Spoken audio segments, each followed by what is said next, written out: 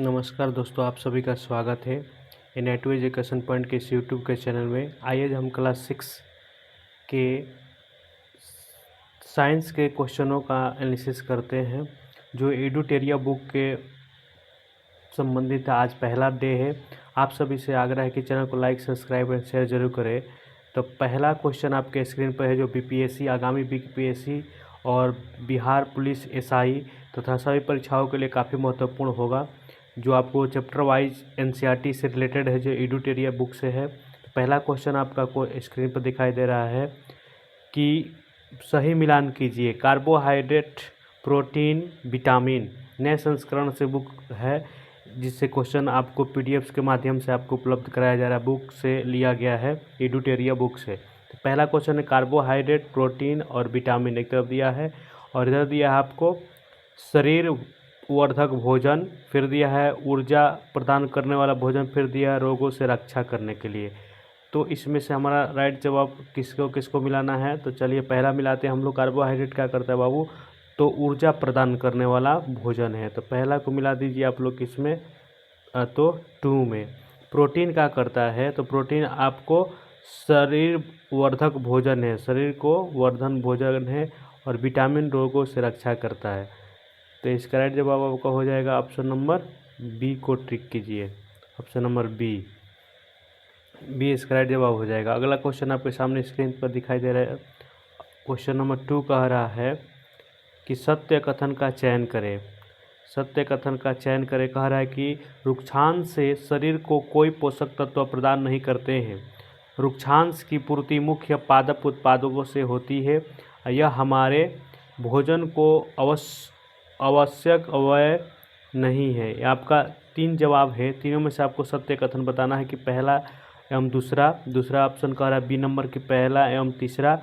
तीसरा कह रहा है पहला, तीसरा, दूसरा एवं तीसरा, और चौथा कह रहा है इस उपयुक्त में से कोई नहीं। तो इसका राइट जवाब हो जाएगा पहला एवं दूसरा।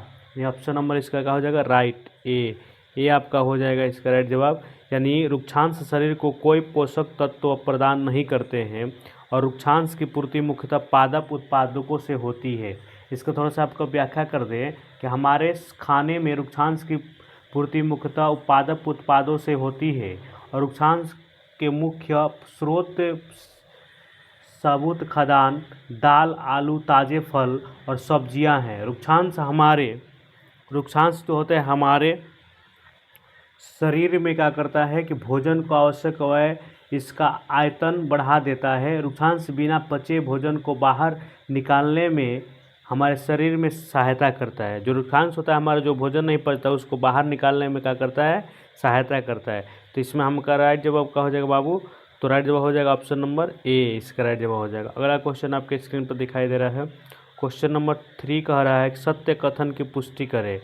सत्य कथन की पुष्टि करें तो भोजन के मुख्य घटक में केवल कार्बोहाइड्रेट, वसा एवं विटामिन शामिल है। पहला कह रहा है ये आपका।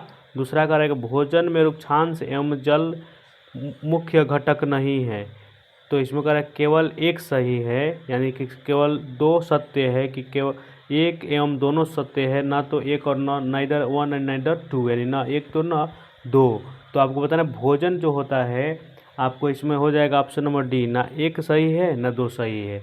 क्यों? क्योंकि हमारे भोजन मुख्य कह रहा है कि भोजन जो होता है वो हमारे मुख्य पोषक कार्बोहाइड्रेट, प्रोटीन, वसा, विटामिन तथा खनिज लवण है। इसके अतिरिक्त हमारे भोजन में रुक्षांश तथा जल भी शामिल है, जिससे कि हमारे शरीर की आवश्यकता होती है। और कार्बोहाइड्रेट कई प्रकार के होते हैं। हमारे भोजन में पाए जाने वाले मुख्य कार्बोहाइड्रेट मंड तथा शर्करा के रूप में पाए जाते हैं। जो आपका ये दोनों कथन दिया स्टेटमेंट, ये दोनों का दोनों गलत है। अगला क्वेश्चन आपके सामने है कि रुक्षांश निम्न में से किसमें सहायता करता है? तो भोजन को पचाने में, पहला घर है बिना पचे हुए भोजन को बाहर निकालने में, रोगों से रक्षा करने में, और इनमें से एक से अधिक। तो आपको बताना है कि भोजन हमारे शरीर में कौन सा रक्षा करता है, सहायता करता है। तो बताना है इसमें से कौन सा जवाब हो जाएगा। तो भोजन को पचाने में, यानी बिना भोजन पचे हुए बाहर निकालने। तो अभी आप पढ़े थे, इसका क्या हो जाएगा? बिना पचे हुए भोजन को बाहर निकालने में रुक्षांश हमारा क्या करता है? सहायता करता है। इसका राइट जवाब क्या हो जाएगा? बी। यानी इन पोषकों के अलावा हमारे शरीर में क्या होता है, आहार तथा जल की आवश्यकता होती है। आहारी रेशे रुक्षांश के नाम से भी जाने जाते हैं। जो आहारी रेशे होते हैं उसको हम लोग रुक्षांश के नाम से जानते हैं। किसके नाम से जानते हैं बाबू? रुक्षांश के नाम से जानते हैं। और उसी की सहायता से हमारे जो यानी बिना पचे हुए जो भोजन होते हैं वो बाहर निकलता है। अगला क्वेश्चन आपके सामने स्क्रीन पर दिखाई दे रहा है। क्वेश्चन नंबर 5 कह रहा है कि वृद्धि पूरी तरह से अवरुद्ध हो जाएगी यदि लंबे समय तक भोजन में अनुपस्थित होगा। क्या अनुपस्थित होगा जिसके कारण वृद्धि पूरी तरह आपको अवरुद्ध यानी रुक जाएगी? तो प्रोटीन की कमी होगी, कार्बोहाइड्रेट की कमी होगी, कि आपको वसा की कमी होगा, तो विटामिन कमी होगा। तो आपको इसमें से ऑप्शन आपका क्या हो जाएगा? ऑप्शन नंबर ए इसका राइट हो जाएगा। यानी प्रोटीन और कार्बोहाइड्रेट की यदि आपके शरीर में लगातार कमी रहती है जिस कारण आपका यदि लंबे समय तक भोजन में अनुपस्थित रहेगा तो वृद्धि एवं आप अवरोध हो जाएगी, आप जो ग्रोथ है वो अवरोध हो जाएगा। तो ऑप्शन क्या हो जाएगा? ये हो जाएगा। अब इसका राइट यानी प्रोटीन और कार्बोहाइड्रेट, प्रोटीन और कार्बोहाइड्रेट।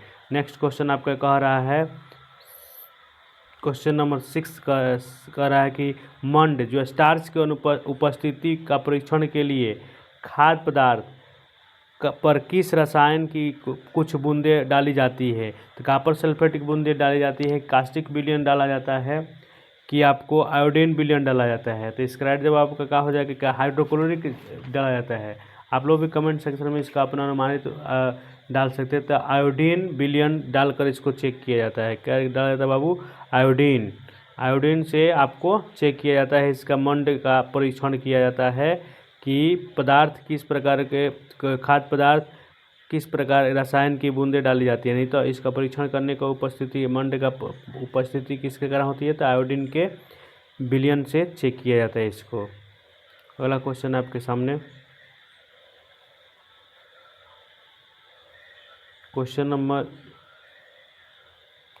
7 कह रहा है आपके सामने स्क्रीन पर कि अभिकथन कांच जल कह रहा है, कांच जल जो कांच होता है, तो कांच जो होता है जल वायु तथा सभी प्लास्टिक पारदर्शी पदार्थों के उदाहरण हैं। कांच जल वायु तथा कांच जो है जल तथा वायु तथा सभी प्लास्टिक पारदर्शी पदार्थों के उदाहरण हैं। दूसरा का कारण इसका दे रहा है एग्जाम्पल दे, ऐसे पदार्थ जिनसे आर पार वस्तुओं को देखा जा सकता है उन्हें पारदर्शी कहते हैं। कथन, अब इसका आंसर दिया है आपका स्टेटमेंट में कि कथन एक एवं कारण दोनों सत्य है। कथन सत्य परंतु कारण असत्य है, और कथन असत्य परंतु कारण सत्य है। कथन एवं कारण दोनों असत्य है। इसका राइट जवाब क्या हो जाएगा? सी हो जाएगा। क्या हो जाएगा बाबू? सी। क्यों? कि कथन असत्य है परंतु कारण सत्य है। कह रहा है कि कथन जो कांच जल वायु तथा सभी प्लास्टिक पदार्थ, सभी प्लास्टिक पारदर्शी कैसे हो सकते हैं? आप प्लास्टिक के आर पार देख ही नहीं सकते हैं। और कारण इसका कर रीजन कि ऐसे पदार्थ जिनके आर पार हम लोग देख सकते हैं, नहीं आर पार हम लोग देख सकते हैं, आर पार, तो उसको हम लोग क्या कहते हैं बाबू? आर पर जिसको हम देखते हैं उसको हम लोग कहते हैं पारदर्शी पदार्थ। एक हम लोग भोजपुरी में ऐसे पढ़े थे कि आर ना पार पर जो रुक जाएगा आपका बीचों में तो उसको अपारदर्शी कहते हैं। और जो पूरा आर पार हो जाएगा, किसी वस्तु के आर पार दिखाई आपको देने लगे, जैसे कांच है ग्लास, तो उसको हम लोग पारदर्शी कहते हैं। और जो आधा हिस्सा उसका बाहर जाएगा आधा हिस्सा रुक जाएगा तो उसको पारभासी कहते हैं। जैसे तेल लगा हुआ कागज़ हो या पॉलीथीन है, थोड़ा थोड़ा आपको आगे पीछे दोनों दिखाई देगा, तो उसको हम लोग पारभासी कहते थे। तो अगला क्वेश्चन है क्वेश्चन नंबर 8 कह रहा है आपका 8 कह रहा है कि निम्न पर विचार करें। सभी धातुएं चमकदार होती है। दूसरा कह रहा है कि वायु से क्रिया कर कुछ धातुएं अपनी चमक खो देती है। तो इसका राइट जवाब हो जाएगा ऑप्शन नंबर सी। सी का हो जाएगा। ये दोनों स्टेटमेंट इसका सही है। यानी सभी धातुएं जो होती क्या होती है? चमकदार होती है।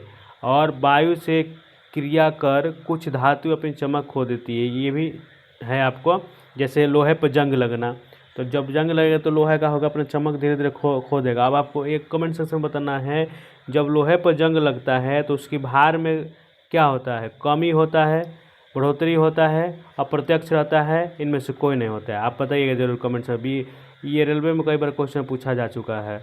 ये सभी एनसीईआरटी से क्वेश्चन एडुटेरिया से लिया गया बुक से, जो काफ़ी इंपॉर्टेंट है, आपको चैप्टर वाइज कराया जा रहा है, तो आप इसको बहुत अच्छे से कीजिए। पदार्थों के समूहीकरण के बारे में निम्नलिखित कथनों पर विचार कीजिए। तो पदार्थों के समूहीकरण के बारे में निम्नलिखित पर विचार करना है आपको कि पदार्थों को उनके गुणों में समानता और अंतर के आधार पर समूहित किया जा सकता है। दूसरा अगर लोहे की कील में डूब जाती है जबकि लकड़ी का गुटका तैरता है, सभी ठोस पदार्थ पानी में डूब जाते हैं। तो कह रहे सभी ठोस, ये तो गलत है कि सभी ठोस पदार्थ पानी में डूब ही नहीं सकते। जैसे रुई ठोस है, तो रुई को आप पानी में डालेंगे तो डूबेगा नहीं, डूबेगा। लोहे की कील को पानी में डूब जाती है जबकि लकड़ी का गुटका तैरता है, क्योंकि उसका डेंसिटी ज़्यादा होने के कारण वो डूब जाएगा। जिसका डेंसिटी कम होगा तो पानी के ऊपर, पानी से डेंसिटी जिसका ज़्यादा होगा डूबे करेगा। तो आपको ध्यान रखना कि लकड़ी का गुटका जो होता है तैरने लगता है, तो उसका सरफेस एरिया भी तनाव हो जाता है, पृष्ठीय तनाव। तो आप देख सकते हैं इसका राइट जवाब 9 का क्या हो जाएगा बाबू, तो ये हो जाएगा। यानी केवल 1 और 2 सही है, केवल 1 और 2 सही है। यानी तीसरा आपका रॉन्ग है, क्योंकि सभी ठोस पदार्थ पानी में डूब जाते कह रहा है, जबकि ये गलत है, सभी ठोस पदार्थ पानी में नहीं डूबते हैं। अगला क्वेश्चन है आपके सामने, क्वेश्चन नंबर आपका कह रहा है 10, निम्नलिखित में से कौन सही सुमेलित है। तो निम्नलिखित में से कौन सही सुमेलित है, आपको बताना है कि निस्तारण यानी अनाज से भूसा को पृथक करना है। दूसरा है वाष्पन, द्रव में घुले ठोस को अलग करना है। निष्पावन, रेत एवं जल के मिश्रण से जल को अलग करना है। यानी कौन सा विधि किसके साथ सही सुमेलित है, इसको आपको बताना है। तो 10 का आपका क्या हो जाएगा बाबू, बी हो जाएगा इसका ऑप्शन बी। यानी वाष्पन जो होता है, द्रव में घुले ठोस को अलग किया जाता है। अब आपको थोड़ा सा ये भी जानकारी होना चाहिए क्या कि निस्तारण क्या कहलाता है, निस्तारण का क्या काम है उसको बता। निस्तारण जो होता है रेत एवं जल के मिश्रण से जल को अलग करता है। निस्तारण जो होता है रेत और जल के मिश्रण को, रेत को अलग करता है। और आपको इसमें फिर देख सकते हैं दूसरा, वाष्पन जो होता है द्रव में घुले ठोस को अलग करते हैं, तो आपको सही है। निष्पावन जो होता है अनाज से भूसा को अलग किया जाता है। ये पहला में इसको जाना चाहिए और इसको यहाँ आना चाहिए, जो गलत आपको दिया है सामने सामने जो है ये सही है। तो आपको ये राइट जवाब आपका हो जाएगा ऑप्शन नंबर बी को आप लोग ट्रिक कीजिएगा। अगला क्वेश्चन है आपके सामने, क्वेश्चन नंबर 11 कह रहा है कि पृथक्करण की विधियों के बारे में निम्नलिखित पर विचार करें कीजिए। हाथ से चुनना अनाज से पत्थर और भूसी जैसे थोड़ी जो होती है अशुद्धियाँ को अलग करने की एक सुविधाजनक विधि है। थ्रेसिंग डंठलों के दो गठरों से अनाजों के बीच को अलग करने का प्रक्रिया है। तो इसमें राइट आपका जवाब हो जाएगा 12 का डी आपका हो जाएगा। इस 11 का आपका क्या हो जाएगा बाबू, तो 11 का आपका हो जाएगा बी हो जाएगा। थोड़ा सा आगे बढ़ते हैं इसका ऑप्शन के लिए। 11 का क्या हो जाएगा आपका, यहाँ भी दिया है, तीसरा ऑप्शन था आपका कि आपको कह रहा है कि तीसरा ऑप्शन में कि फटकना किसी मिश्रण के भारी और हल्के घटकों को हवा या बहती वायु द्वारा अलग करने के लिए उपयोग किया जाता है, ये तो सही है। चौथा अगर छानना उन द्रवों के मिश्रणों को अलग करने के लिए उपयोग किया जाता है जा सकता है जो आपस में नहीं मिलते हैं। तो इसका राइट जवाब हो जाएगा ऑप्शन नंबर बी, यानी 1, 2 और 3 ये सही है, 1, 2 और 3 सही है। अगला क्वेश्चन है क्वेश्चन नंबर 12 कह रहा है आपके स्क्रीन पर। 12 क्या कह रहा है क्वेश्चन, निम्न में से कौन सा निम्न में से कौन सा तने का कार्य नहीं है। कह रहा है कि तना जल एवं खनिज लवणों को पत्तियों तक ले जाता है, ये तो है सर। आपको कह रहे बाबू कि नहीं है, ये भी ध्यान रखना है। क्वेश्चन में कह रहा नहीं है कार्य, वर्किंग इसका जो नहीं है तने का, स्टीम का। तो भोजन तने से होकर पौधे के अन्य भागों में संग्रहित करता है। तना 2 तरफा मार्ग की तरह कार्य करता है। तो 12 का आपका राइट जवाब हो जाएगा ऑप्शन नंबर डी, उपयुक्त में से कोई नहीं। यानी जितना है ये सभी तना के द्वारा कार्य किया जाता है। इसमें कह रहा है नहीं किया जाता है, ये आपको ध्यान में रहना चाहिए।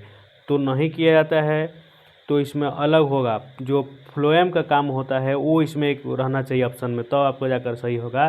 जो फलों से जो प्रकाश संश्लेषण की प्रक्रिया वो तना के द्वारा नहीं किया जाता है, वो पत्तियों के माध्यम से किया जाता है। तो इसमें अगर तना जो जल होता है, जो जाइलम होते हैं, जल का जाइलम जड़ से ऊपर खनिज लवणों का वहन करते हैं। अब भोजन जो होता है तने से पौधे के अन्य भागों में संग्रहित, ये भी सही है। तनों दो तरफ मार्गों में कार्य करते, ये भी सही है। अगला क्वेश्चन आपका क्वेश्चन नंबर 13 कह रहा है, 13 का कह रहा है आपका, ध्यान लगाइएगा कि पत्ती का वह भाग जिसके द्वारा वह तने से जुड़ती है सिरा कहलाती है। दूसरा कह रहा है पौधों के वाष्पोत्सर्जन की क्रिया पत्तियों को समान करती है, ये आपको बताना है। तो ऑप्शन इसका करें पत्ती का वह भाग जिसके द्वारा तने से जुड़ती है सिरा कहलाती है। दूसरा कह रहा है पौधों में वाष्पोत्सर्जन की क्रिया पत्तियों द्वारा संपन्न होती है। तो 13 का आपका राइट जवाब हो जाएगा केवल वन, यानी केवल वन, पत्तियों का वह भाग जिसके द्वारा वह तने से जुड़ती है और सिरा कहलाती है। पौधों में वाष्पोत्सर्जन क्रिया पत्तियों के द्वारा संपन्न होती है। तो आपको कह रहा है कि पत्ती का वह भाग जिसके द्वारा पौधों तने से जुड़ती है यानी पर्णवृत्त कहलाता है। इसमें क्या कह रहा है कि विचार निम्न कथनों पर विचार करें, पर्णवृत्त कहलाता है।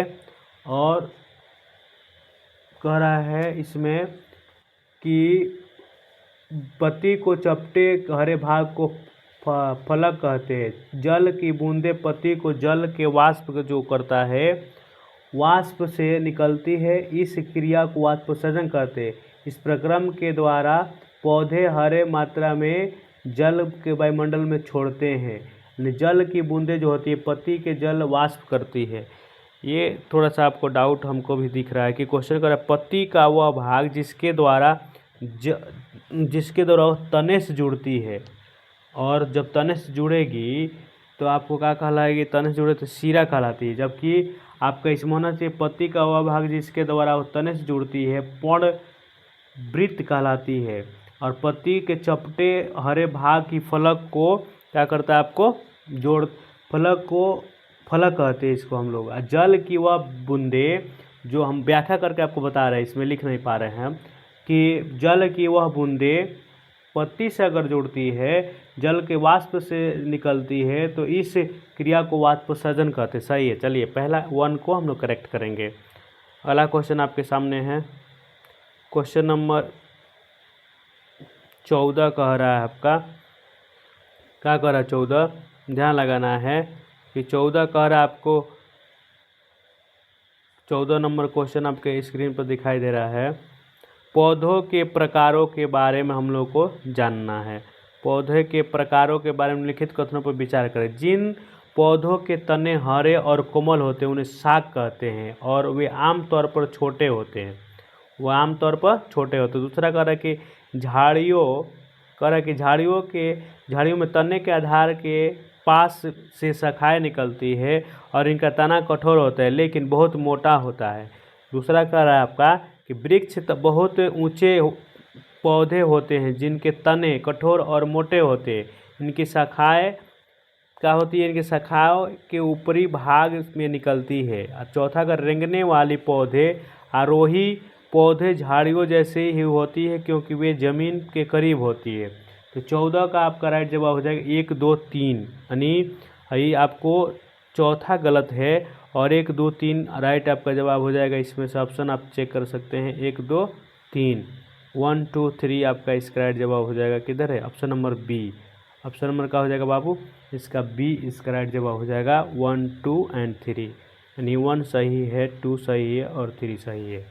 अगला क्वेश्चन आपका क्वेश्चन नंबर 15 कह रहा है, एनसीईआरटी एडुटेरिया से लिया गया क्लास 6 का ये सभी क्वेश्चन है जो आपको काफ़ी इम्पोर्टेंट होगा।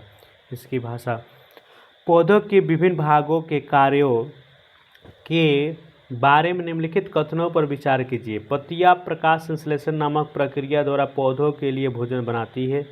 दूसरा कह रहा है कि प्रकाश संश्लेषण की प्रक्रिया के दौरान पत्ती से ऑक्सीजन निकलती है। तीसरा कह रहा है, ये तो गलत है सर, ऑक्सीजन कैसे निकलेगा। पत्ती में सिराओं की बनावट को सिरा विन्यास कहते हैं, जाल जैसी बनावट को जलिका रूपी सिरा विन्यास कहते हैं। चौथा कह रहा है, तना पौधों में पत्तियों के जड़ों तक नीचे की ओर पहुंचाता है। तना पौधे के पत्तियों से जड़ों तक नीचे की ओर पहुंचाता है। तो 15 का आपका राइट जवाब हो जाएगा। इसका भी हो जाएगा 1, 2 एंड 3। 1 सही है और 2 सही है। निकलती है सर, सॉरी, ये निकलता है, ऑक्सीजन तो नहीं मुक्त होते हुए करता है, कार्बन डाइऑक्साइड में लेते हैं, तो निकलने की बात कर रहे हैं। तो 1, 2 और 3 ये तीनों सही है। 1, 2, 3 इसमें राइट जवाब का हो जाएगा। ऑप्शन नंबर इसको देख सकते हैं हम लोग का हो जाएगा 1, 2, 3। इसका भी राइट जवाब हो जाएगा ऑप्शन नंबर बी। अगला क्वेश्चन आपके सामने, क्वेश्चन नंबर कह रहा है कितना, तो क्वेश्चन नंबर आपका 16 नंबर क्वेश्चन क्या कह रहा है, देख सकते हैं आप लोग स्क्रीन पर। क्वेश्चन नंबर 16 कह रहा है कि निम्नलिखित में से वाष्पीकरण की सही परिभाषा कौन सा है। जल वाष्प के दौरान द्रव जल में बदलने की प्रक्रिया है। जल के उसकी वाष्प में बदलने की प्रक्रिया है। हवा द्वारा जल भारी और हल्के घटकों को अलग करने की प्रक्रिया। किसी मिश्रण को अलग करने के लिए उसमें महीन छिद्रों को उजड़ने की प्रक्रिया है। तो 16 का आपका राइट जवाब हो जाएगा ऑप्शन नंबर बी। जल की उसकी वाष्प में बदलने की प्रक्रिया। जल के वाष्प बन के प्रक्रिया को उड़ने की जो प्रक्रिया होती है वाष्पीकरण कहलाता है। जैसे 1 लीटर आपने पानी लिया और उसको हम गर्म जब करना स्टार्ट करते हैं, 100 डिग्री जो सेल्सियस होता है पानी का करना होता है, उबलना नहीं होता है, तो वो उबल कर जो वाष्प बन कर उसमें से निकलता है वाष्पीकरण, तो उसी को हम लोग क्या कहते हैं, वाष्पीकरण कहते हैं। अगला क्वेश्चन आपके सामने है, क्वेश्चन नंबर 16 कह रहा है, इसका राइट जवाब आप लोग बी लगा लीजिएगा। अगला क्वेश्चन, निम्नलिखित कथनों का पर विचार कीजिए। कथन से क्वेश्चन ज़्यादा मिलेगा भर भर के आपको। करे उपास्थियों के कारण शरीर के किसी भी भाग को मोड़ कर घुमा सकते हैं। दूसरा, अगर शरीर में जहाँ पर दो हिस्से एक दूसरे को जोड़ते हैं उसे उपास्थि कहते हैं। इसका राइट जवाब आपका हो जाएगा बाबू, दो हिस्से को जोड़ते हैं उसको क्या कहते हैं, उपास्थि कहते हैं या नहीं कहते हैं। तो 17 का हो जाएगा आपका डी। 17 का हो जाएगा आपका डी, न तो 1 और न तो 2 सही है। 17 का हो जाएगा आपका डी। तो डी आपका कैसे हो जाएगा, इसके व्याख्या का, हम शरीर के विभिन्न भागों को उसी स्थान से मोड़ अथवा घुमा पाते हैं जहां पर दो हिस्से एक दूसरे से जुड़े रहते हैं। उदाहरण के लिए कोहनी जैसे आपका हो गया, कंचा अथवा गर्दन, और इन स्थानों को हम संधि कहते हैं। संधि कहते हैं, ना कि हम क्या उपास्थियों को कारण हो कहते हैं। अगला है, इसका दूसरा पॉइंट का हम लोग एनालिसिस कर देते हैं, व्याख्या कि एक्सप्लेन कि कंकाल के कुछ अतिरिक्त अंग भी है जो हड्डियों जितने कठोर नहीं होते हैं और उन्हें जिन्हें मोड़ा जा सकते हैं उन्हें उपास्थित कहते हैं। जिन्हें मोड़ा जा सकते हैं उन्हें उपास्थित कहते हैं। इसमें ना 1 एंड ना 2 सही है। अगला क्वेश्चन आपका राइट, अगला क्वेश्चन बढ़ते हैं हम लोग। क्वेश्चन नंबर 18 का आ रहा है, सही मिलान कीजिए। सही मिलान कीजिए, क्या है क्वेश्चन, ध्यान लगाइए कि कदुक कलिका संधि और धुराग्र संधि, हिंज संधि, अचल संधि, तो इसमें करा आगे पीछे एवं दाएं बाएं से हो गया। ऊपर जबड़ा कह रहा है, ऊपर जबड़ा, और ऊपर जबड़ा के बाद आपको देख सकते हैं इसमें कह रहा है ऊपर जबड़ा, और फिर आपको क्या कर रहा है, एक मिनट थोड़ा सा इसको मैनेज करते हैं। हाँ, ऊपर जबड़ा, ऊपरी जबड़ा एवं कपाल के मध्य संधि, हिंज संधि को सभी दिशाओं में गति एवं दिशा गति। तो सही मिलान इसका क्या हो जाएगा, 19 का 18 का आपका। तो इसका राइट जवाब ये हो जाएगा, पहला को 4 में मिला दीजिए, पहला को 4 में मिलाइए, यानी कंदुक कलिका संधि होती है, एक दिशा में गति करती है। और बी को आप लोग कहाँ लाइए, 3 में, बी को लाइए 3 में, यानी धुरांध्र संधि का काम है सभी दिशाओं में गति। और सी को लाइए 2 में, सी को लाइए 2 में, यानी कह रहा है हिंज संधि आपको ऊपरी जबड़ा तथा कपाल के बीच मध्य संधि होती है। और पहला को लाइए डी में, यानी डी को लाइए पहला में, अंचल संधि जो होता है आपको आगे पीछे एवं दाएं बाएं गर्दन के पास आपको जो घूमने की क्रिया होती है। तो यही आपका हो जाएगा ऑप्शन नंबर 18 का बी होना चाहिए। पहला का 3 हो रहा है और बी का 1 हो रहा है। सॉरी, 1 मिनट रुकिए। पहला का आपका हो जाएगा 3, पहला का 3 होना चाहिए। और जो कंदुक खलिका संधि है वो सभी दिशाओं में गति करती है।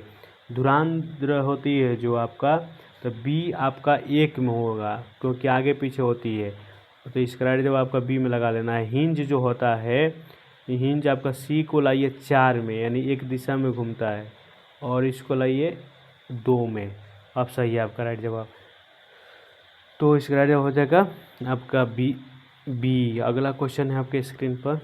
क्वेश्चन नंबर 19 कह रहा है, 19 में कह रहा है आपका क्वेश्चन कि निम्न कथनों पर विचार कीजिए। निम्न कथनों पर विचार कीजिए। क्या विचार करना है? तो कह रहा है कि पसलियाँ मेरुदंड से जुड़ी होती है। वक्ष के दोनों तरफ 12 जोड़िए पसलियाँ होती है। शरीर के सभी अंग पसली पिंजर में सुरक्षित रहती है। तो इसका राइट जवाब आपका कमेंट सेक्शन में क्या हो जाएगा? 19 का कह रहा है केवल एक सही है इसमें, केवल आपको देख सकते हैं 1 ऑप्शन आपका ऑप्शन नंबर का हो जाएगा बी। इसका राइट जवाब हो जाएगा कि वक्ष के दोनों तरफ 12 जोड़ी पसलियाँ होती है। छाती में जो आपको 12-12 होता है, यानी 24 जो होता है। तो कह रहा है कि पसलियों की बात कर रहे हैं हम लोग। पसलियाँ विशेष रूप से जुड़ी हुई वे वक्ष की अस्थि एवं मेरुदंड से जुड़कर एक वक्से की रचना करती है। इसी शंकुरूपी बक्से और पसली पिंजर कहते हैं, इसे पसली पिंजर कहते हैं हम लोग। और आपका पॉइंट नंबर 2 कह रहा है इसमें हमारे शरीर में कुछ महत्वपूर्ण अंग इसमें सुरक्षित रहते हैं। जो 12 पसलियाँ होती है उसमें सुरक्षित रहता है। और मेरुदंड 33 कशेरुकियों से बना होता है। अगला क्वेश्चन, केचुआ के बारे में सत्य बताना आपका। केचुआ के बारे में क्या सत्य है? यह अपने रास्ते में आने वाली मिट्टी को खाता है। इसमें अस्थियाँ भी पाई जाती है। पेशियाँ शरीर के घटने बढ़ने में सहायक करती है। शरीर में चिकनी पदार्थ चलने में सहायता करते हैं होते हैं। तो इसका 20 का राइट जवाब आपका क्या हो जाएगा बताइएगा आप लोग कमेंट सेक्शन में। इसमें अस्थियाँ भी पाई जाती है, यानी केचुआ के बारे में असत्य बताना है। तो इसमें अस्थि नहीं, हड्डी कहाँ होती है? केचुआ में हड्डी नहीं होती है, अस्थियाँ नहीं होती। बाकी ये सभी पाया जाता है 1, 3 और 4, यानी ए, सी और डी। तो इसका राइट जवाब आपका कमेंट सेक्शन में क्या हो जाएगा? आपको बी को लगाइएगा, असत्य क्योंकि असत्य को चयन करना हम लोग को। अगला जवाब का हो जाएगा कमेंट सेक्शन में। क्वेश्चन नंबर है 21, घोंघा के ब्रह्म कंकाल पर विचार कीजिए। इसे क्वच कहते हैं। यह अस्थियों का बना होता है। ये चलने में सहायता करता है। 21 का आपका राइट जवाब हो जाएगा केवल 1, यानी इसे हम लोग ऊपर जो घोंघा के ऊपर होता है उसे हम लोग क्वच कहते हैं। गांव में देहात में से उसको दोहना कहता है, जिसको उसमें फोड़ कर आपको खाते हैं तो काफ़ी प्रोटीन की मात्रा आपको मिलता है। तो हमने कहा इसमें आपको क्या होता है बाबू कि ये आपको स्क्वच होता है जो बहुत उसका कठोर होता है ऊपर की तरफ। अगला क्वेश्चन है क्वेश्चन नंबर 22 कह रहा है कि पक्षियों का शरीर उड़ने हेतु अनुकूलित होता है क्योंकि पहला कह रहा ऑप्शन देखिएगा कि अस्थियाँ में वायु प्रकोष्ठ होते हैं। अस्थियाँ हल्की परंतु मुलायम होती है। 22 नंबर आपका क्वेश्चन है। और अगला इसमें ऑप्शन देखिएगा इधर दिया होगा। अगला ऑप्शन आपका यहाँ दिया है, 1 मिनट से थोड़ा सा यहाँ मैनेज करना होगा आप लोग को। इसमें लगता है कटा हुआ है थोड़ा सा PDF में। 22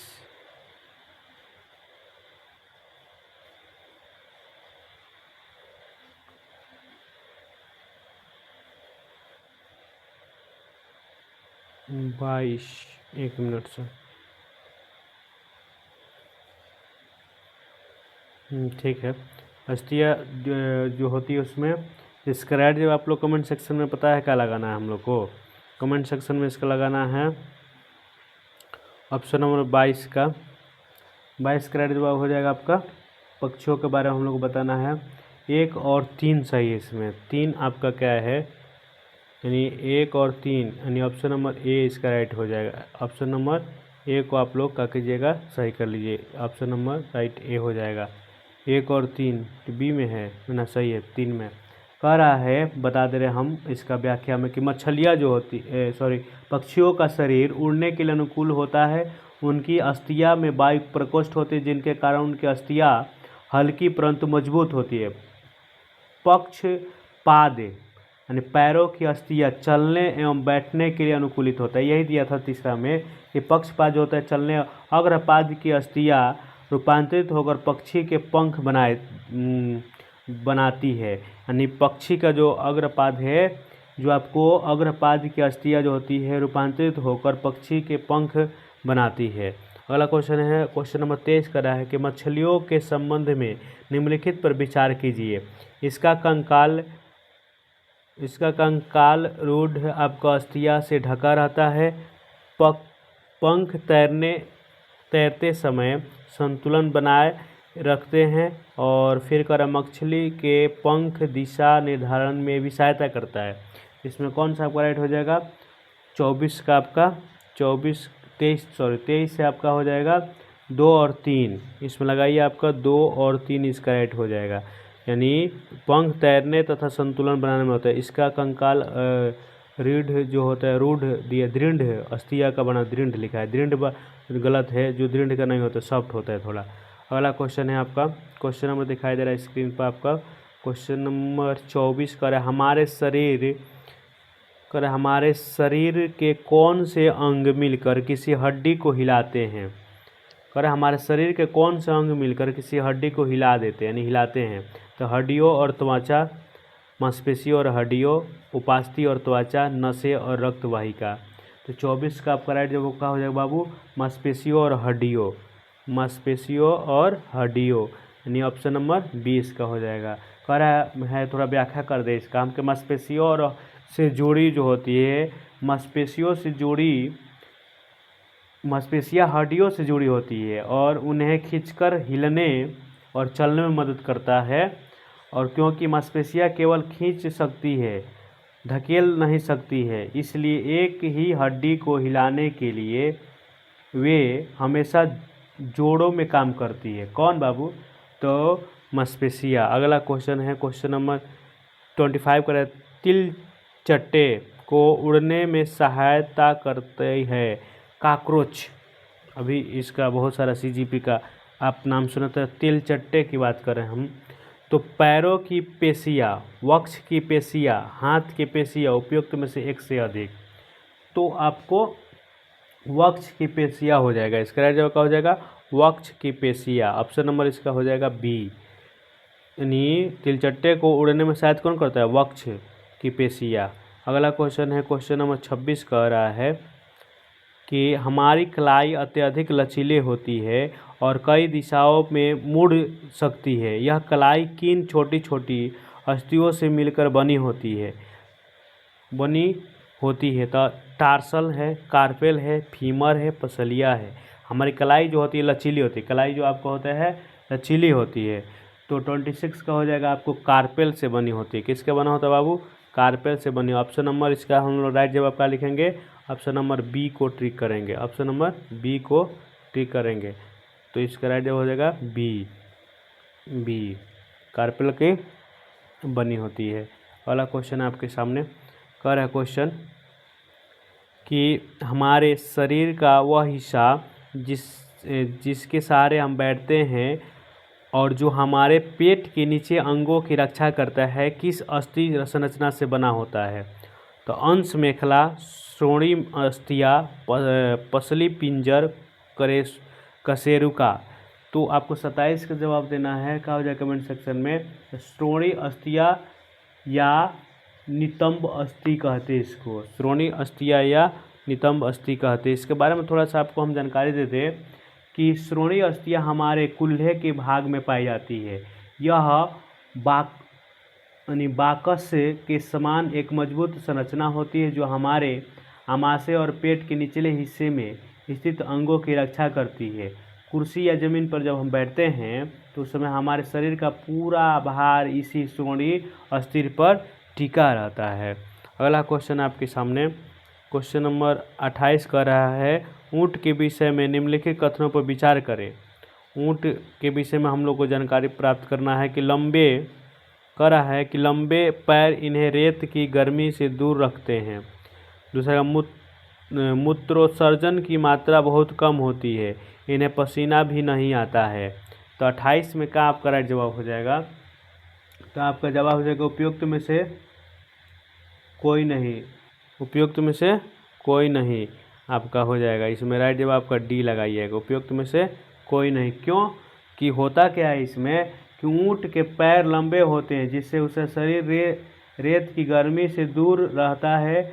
उसमें जो इसमें क्वेश्चन पर एक बार विचार कर लीजिए कि ऊँट के विषय में निम्न कथनों पर विचार करें। लंबे पैर इन्हें रेत की गर्मी से दूर रखते हैं। कौन से कथन असत्य कह रहा है इसमें? तो उपयुक्त में से कोई नहीं, सभी उसमें होता है सर। जो किसमें? तो ऊँट के जो आपको देखिएगा तो उसके लंबे पैर होते जो आपको उसको गर्मी से राहत पहुंचाता है जो हाइट के कारण। और दूसरा मूत्रोत्सर्जन काफ़ी कम होती है। एक बार पानी पी लेने पर कई हफ्ते तक यानी ऊँट पानी नहीं पी सकता, अपना काम चला सकता है। इन्हें पसीना नहीं आती जिसके कारण उनका पसीना से जल बाहर नहीं निकल रहा है। तो ये लास्ट में यहाँ पढ़ना पड़ेगा आपको कि कौन सा कथन असत्य है कह रहा है। इसमें सब सत्य दिया हुआ है। इसका राइट जवाब आपका क्या हो जाएगा? डी। वाला क्वेश्चन है, निम्न कथनों पर विचार कीजिए। कभी कभी यहीं आप लोग फंस जाते हैं परीक्षा में। तो कह रहा है स्क्विड एवं ऑक्टोपस छिछले पानी वाले जीव हैं और डॉल्फिन एवं व्हेल लंबे समय तक बिना श्वास के रह सकती है। सत्य कथन बताना इसमें, इसमें कथन सत्य क्या है? तो 29 का हो जाए केवल 2 सही है।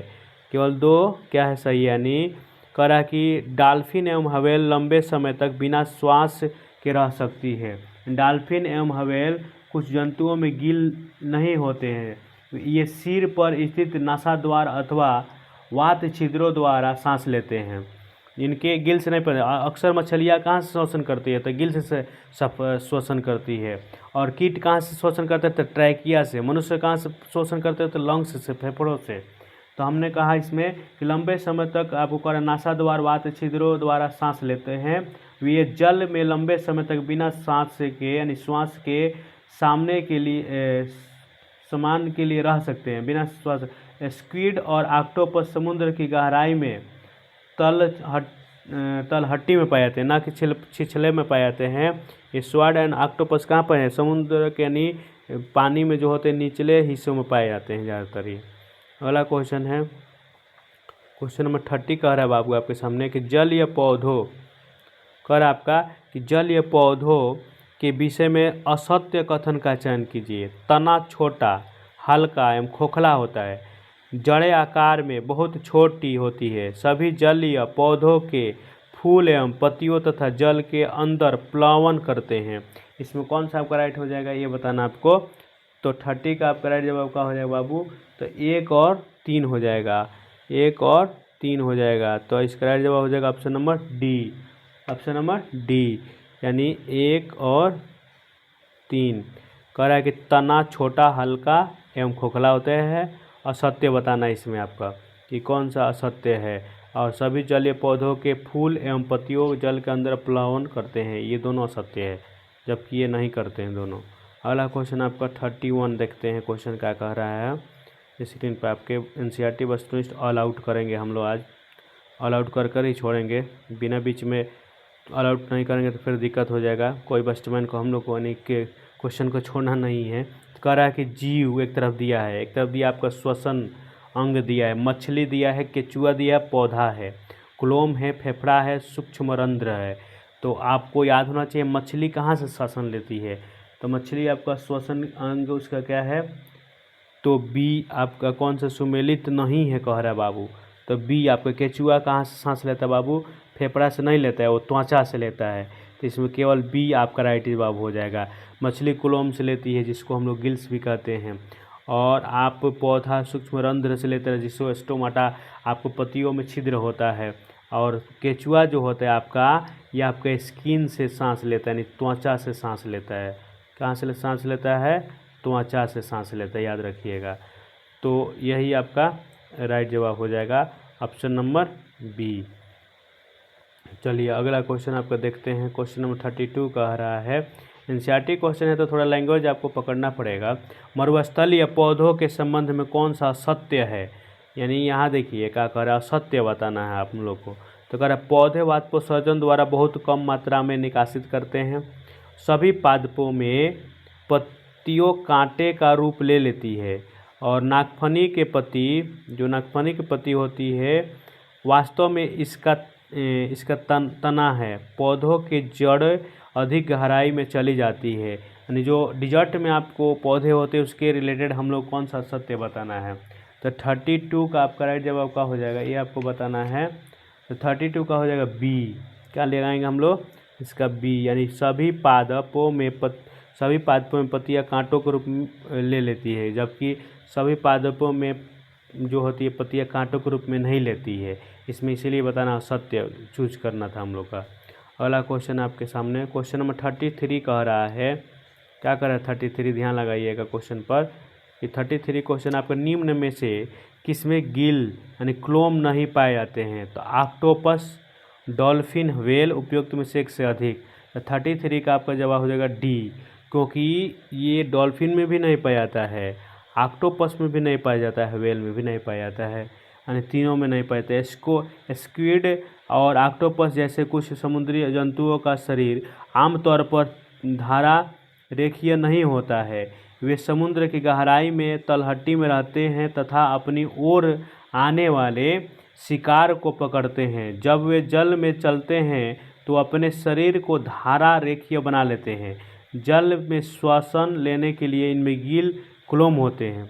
इसमें गिल होता है, आयकर नहीं पाए जाते हैं। तो ऑक्टोपस में आपको इसमें हो जाएगा उपयुक्त में से, जबकि डॉल्फिन एवं व्हेल जैसे कुछ जंतुओं में गिल नहीं होते हैं। तो किस में होता है ये लगाना है आपको। तो आपको डॉल्फिन और व्हेल में, ऑक्टोपस में तो गिल्स पाया जाता है, इसमें नहीं। तो उपयुक्त में एक से अधिक हो जाएगा, इसका राइट जवाब डी हो जाएगा। क्या लगाइएगा? डी, इसका राइट जवाब डी हो जाएगा। चलिए व्याख्या भी आपको बता दिए। अगला क्वेश्चन है 34 नंबर क्वेश्चन कर रहा है कि यह मटमैले हल्के भूरे रंग का, यानी हल्के भूरे रंग का जीव है जिसके चेहरे के सामने आंखें उसे दूर तक शिकार खोजने में सहायता करती है। अगले पैर नखर लंबे होते हैं जिन्हें खींचकर यह अंदर छिपा सकता है। यह वन अथवा घास स्थल का निवासी है। उपयुक्त में से उपरोक्त संदर्भ किस प्राणी के बारे में कह रहे हैं? हिरण के बारे में, शेर के बारे में, याक के बारे में, कंगारू के बारे में। तो 34 का आपका राइट जवाब हो जाएगा बी, यानी शेर के बारे में बात किया जा रहा है। किसके बारे में ये स्टेटमेंट है बाबू? तो शेर के बारे में स्टेटमेंट है। क्या होता है कि शेर वन में अथवा घास स्थल में रहता है तथा एक ऐसा शक्तिशाली जंतु है जो हिरण जैसे जंतुओं को शिकार कर उन्हें मारकर खा जाता है। यह मटमैले हल्के भूरे रंग का होता है, ये भी बात सही है। शेर के अगले पैर के नखर लंबे होते हैं, जो नख होते हैं बहुत लंबे लंबे होते हैं, जिन्हें वह पाद अंगुलियों के अंदर खींचकर छिपा सकता है। क्या शेर की शिकार पत्ता भी नहीं चलता है? शेर के शिकार का पता भी नहीं चलता है। सामने की आंख उसे वन से दूर तक शिकारी खोजने में सहायता करता है। अगला क्वेश्चन आपके सामने है, क्वेश्चन नंबर 35 कह रहा है कि आवास और अनुकूल, लंबा थोड़ा सा वीडियो होगा क्योंकि एनसीईआरटी है तो एनालिसिस भी करते हैं, आज ऑल आउट कर कर ही छोड़ेंगे क्वेश्चन को। आवास और अनुकूल के बारे में निम्नलिखित कथनों पर विचार करें। वह स्थान जहाँ जीव रहते हैं आवास कहलाता है। उन्हें भोजन, जल, वायु और आश्रय प्रदान करता है। दूसरा स्टेटमेंट कर रहा है किसी जीव की वे विशेष विशेषताएं और आदतें जो उससे कितनी स्थान पर स्वाभाविक रूप से रहने में सक्षम बनाती है, अनुकूल कहलाती है। और चौथा कार्य, एक ही आवास में कई प्रकार के पौधे और जंतु रह सकते हैं। तो इसका 35 का इसका राइट जवाब हो जाएगा ऑप्शन नंबर बी, केवल 1, 2, 3 सही है इसमें, यानी 1, 2, एंड 3 इसका सही है। चलिए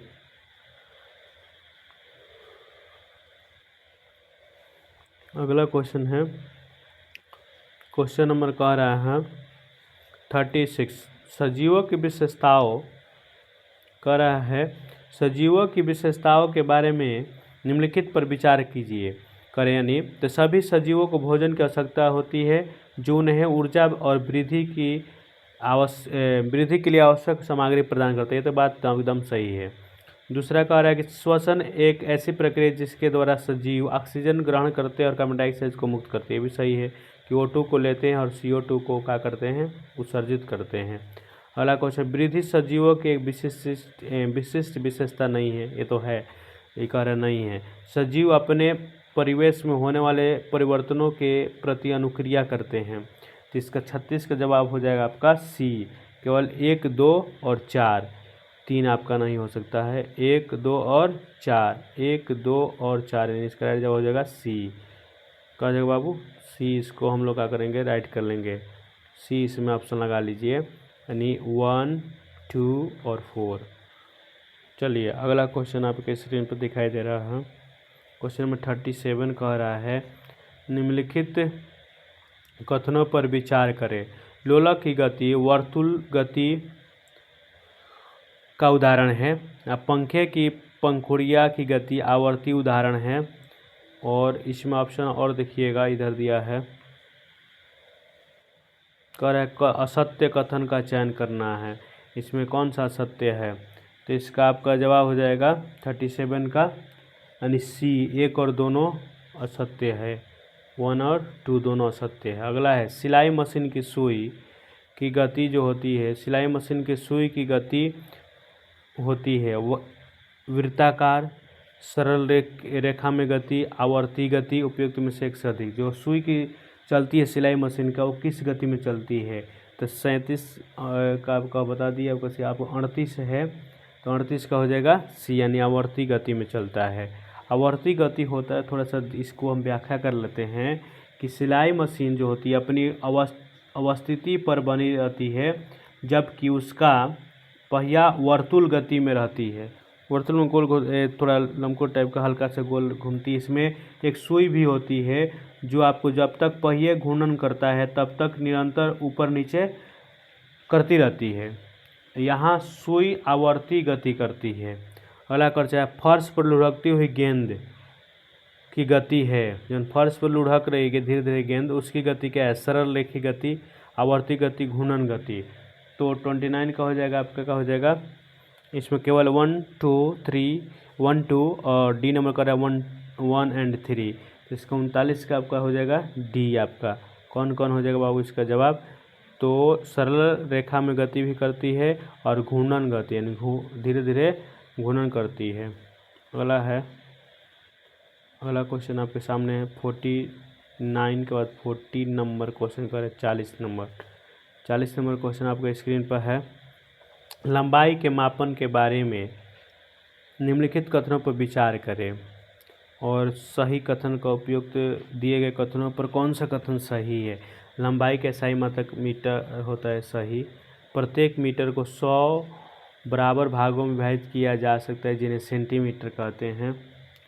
तो ये भी सही है, ये भी आपका सही है। प्रत्येक सेंटीमीटर में 10 बराबर भाग होते हैं जिन्हें मिलीमीटर कहते हैं। आपका 41 40 नंबर का यानी ये भी आपका बात सही है। और शरीर के अंगों का उपयोग मापन की इकाई के रूप में करने से सटीक और एक समान परिमाण मिलता है, ये गलत है। आपका इसमें हो जाएगा 1, 2, 3 यानी ऑप्शन नंबर आपका 20 का राइट हो जाएगा। ऑप्शन नंबर 20 का राइट हो जाएगा। चलिए 41 नंबर क्वेश्चन कह रहा है, गति के प्रकारों के बारे में निम्नलिखित कथनों पर विचार करें। सीधी रेखा में होने वाली गति को ऋजु रेखीय गति कहते हैं। सूर्य के चारों ओर पृथ्वी की गति ऋजु रेखीय गति का एक उदाहरण है। झूले पर झूलते बच्चों की गति आवर्त गति का उदाहरण है। और वृत्ताकार गति और आवर्ती गति हमेशा एक ही चीज़ होती है। तो इसका राइट जवाब आपका क्या हो जाएगा, केवल कर सही बताना 1 2 हो जाएगा, 1 3 हो जाएगा कि 1 2 1 3 4 हो जाएगा कि 2 4 हो जाएगा तो 1 2 3 होगा। तो 41 का आपका राइट जवाब हो जाएगा 1 और 3 हो जाएगा, सिर्फ 1 और 3। तो ऑप्शन नंबर ए इसका राइट हो जाएगा। किसी वस्तु की छाया देखने के संदर्भ में निम्नलिखित पर विचार करें। एक प्रकाश स्रोत आवश्यक है, प्रकाश के पथ में कोई पारदर्शी वस्तु चाहिए, छाया केवल पर्दे पर दिखाई दे सकती है। इसका राइट जवाब आपको बताना है कमेंट सेक्शन में क्या हो जाएगा। तो इसका राइट जवाब हो जाएगा, आपको पता है क्या हो जाएगा, 42 का आपका राइट जवाब हो जाएगा, इसको में सी हो जाएगा, केवल दो, यानी छाया प्रकाश के पथ में कोई पारदर्शी वस्तु चाहिए। अगला है पेरिस्कोप के विषय में निम्न विचार करें। पेरिस्कोप के विषय में विचार करना है और ऑप्शन से सेलेक्ट करना है आपका आंसर। पेरिस्कोप यह पूर्ण आंतरिक परावर्तन के सिद्धांत पर कार्य करता है, इससे किसी अवरोध के दूसरी ओर भी देखा जा सकता है। तो 43 का आपका राइट जवाब हो जाएगा बी, केवल दो, यानी इससे किसी अवरोध की ओर भी देखा जा सकता है, ना कि यह पूर्ण आंतरिक परावर्तन पर कार्य करता है। अगला क्वेश्चन है आपके सामने, क्वेश्चन नंबर 44 का है, वस्तुओं को हृदय बनाता है, वस्तुओं को दृश्य बनाता है, हृदय नहीं, वस्तुओं को दृश्य बनाता है आँख, प्रकाश, परावर्तन और दर्पण। तो 44 का आपका राइट जवाब हो जाएगा प्रकाश। बिना प्रकाश के माध्यम से हम किसी वस्तु को देखने से, यानी without light without can not see any object and any matter, यानी बहुमूर्तिदर्शी। अगला क्वेश्चन है, बहुमूर्तिदर्शी कैलाडोस्कोप में किसके उपयोग होता है। कैलाडोस्कोप में किस, तो प्रकाश का प्रवर्तन का होता है कि प्रकाश का प्रवर्तन का, तो प्रकाश का पूर्ण आंतरिक प्रवर्तन का उपयोग तो इसको ही नहीं। तो 45 का आपका राइट जवाब पता है क्या हो जाएगा, प्रकाश का प्रवर्तन हो जाएगा, प्रकाश का प्रवर्तन इसका राइट जवाब, ऑप्शन नंबर बी। वाला क्वेश्चन है, ज़्यादा लंबा वीडियो हो जाएगा इसलिए एनालिसिस कम करते हैं और क्वेश्चन को फटाफट कर लेते हैं, ऑल आउट कर देते हैं। सूर्य ग्रहण के समय सूर्य को सीधे नग्न आँखों से देखना अत्यधिक हानिकारक और असुरक्षित माना जाता है। सूर्य ग्रहण को सुरक्षित रूप से देखने के लिए हम किस सरल यंत्र का उपयोग कर सकते हैं। तो इसका हो जाएगा राइट जवाब आपका 46 का आपका राइट जवाब का हो जाएगा, आप लोग पढ़ सकते हैं, तो हो जाएगा आपका बी, यानी सूची छिद्रों कैमरा द्वारा, सूची छिद्रों कैमरा द्वारा। अगला क्वेश्चन है 47 नंबर क्वेश्चन का, निम्नलिखित में से कौन सी एक वस्तु दीप्त पिंड नहीं है बल्कि वह किसी अन्य प्रकाश स्रोत के प्रकाश के कारण चमकती हुई दिखाई देती है। तो आपको जलती हुई मोमबत्ती है कि टॉर्च का बल्ब है कि सूर्य की चंद्रमा है। तो इसका राइट हो जाएगा 47 का क्या हो जाएगा बी, यानी चंद्रमा के पास अपना प्रकाश नहीं है, सूर्य के प्रकाश के कारण चमकता है।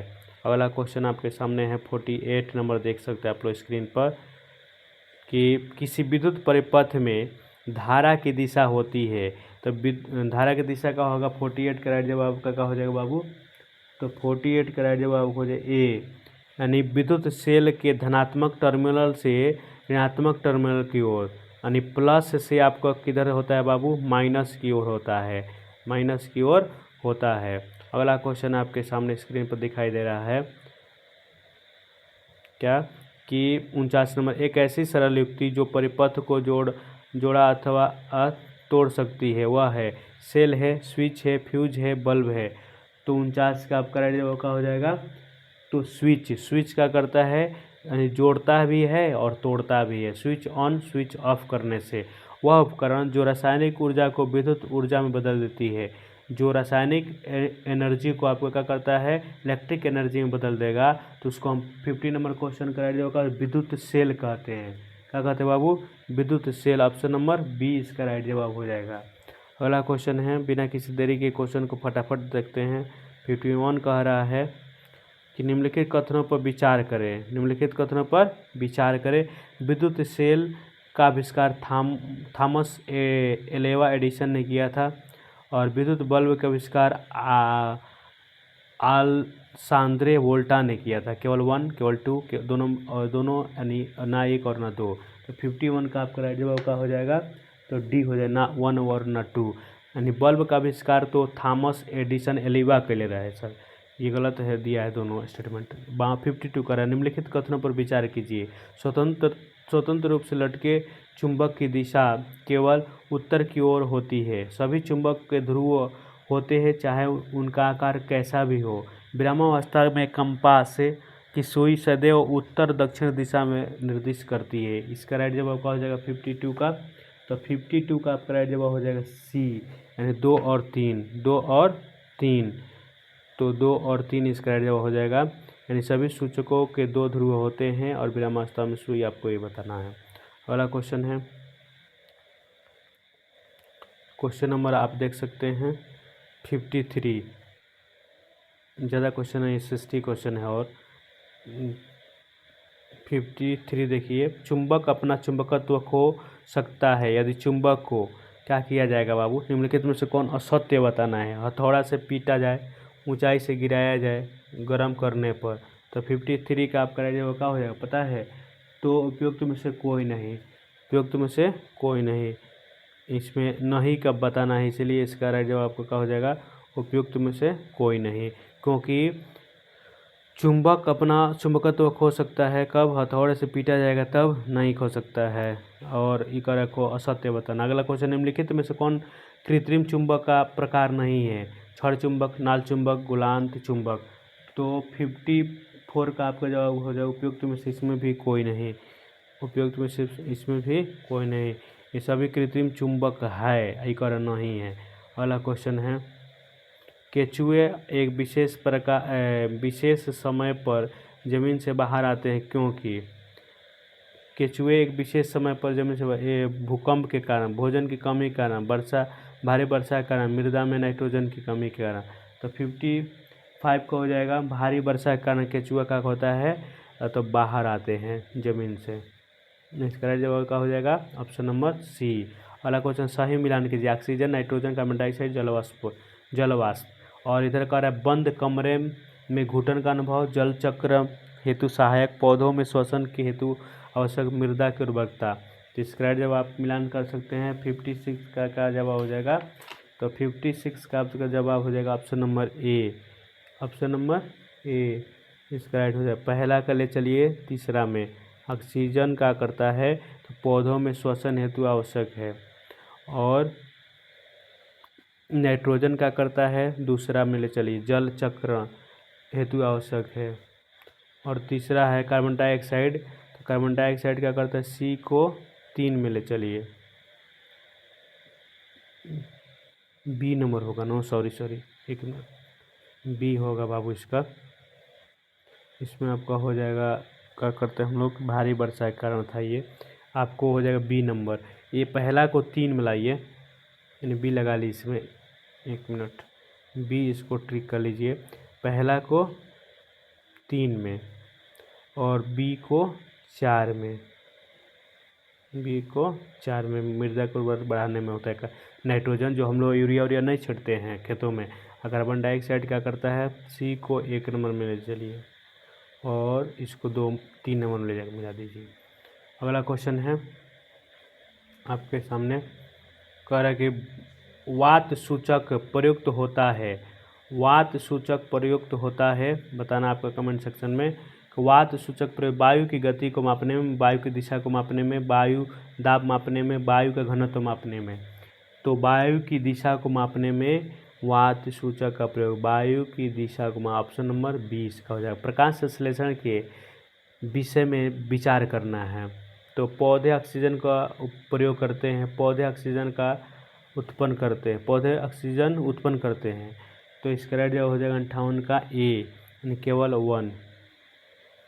पौधे क्या करते हैं? ऑक्सीजन का प्रयोग करते हैं।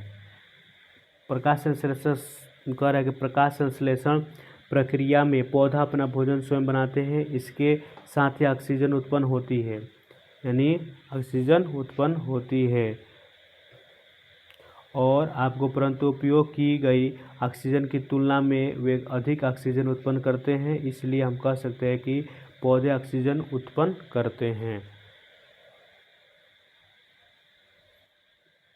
अगला क्वेश्चन है, इसमें असत्य बताना था, इसीलिए 1 को टिक किया गया है, न तो टिक करते बी को। अगला क्वेश्चन है, कंफ्यूज मत होइएगा। 59 नंबर, हवा और उसके घटकों के बारे में नीचे दिए गए कथनों पर विचार करना है। तो हवा कई गैसों का मिश्रण है।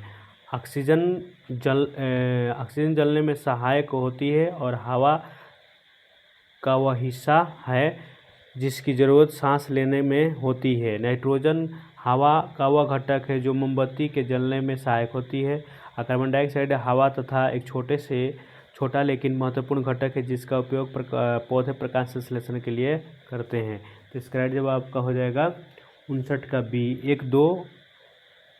1, 2 और 4, 1, 2 और 4 इसमें टिक कर लीजिएगा, 1, 2 और 4 को।